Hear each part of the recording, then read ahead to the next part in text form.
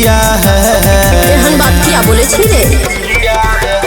तोरा साथे वाला काम कौन कौन किया है?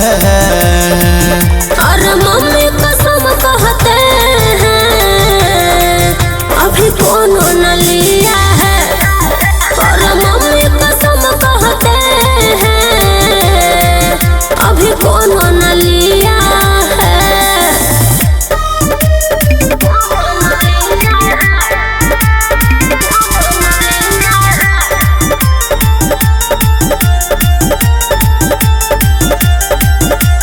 कितना छोरा लेवे चाहल कोई बाबू सोना हमरा कहल कोई बुझना रे।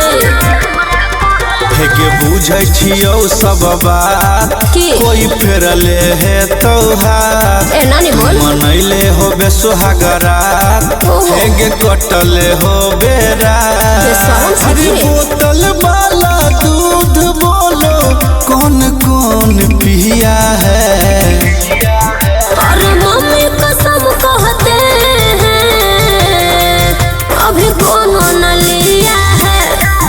अरे मम्मी कसम कहते हैं अभी कोनो न लिया है। बुझले?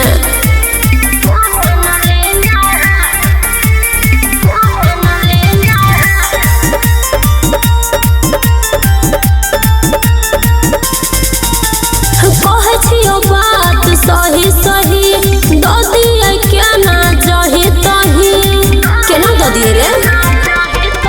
हेगे बुझे न हमर फील हेगे तोरे न गोरखी दिल यदि करे छो मन तोरो मकैया खेत में मिल।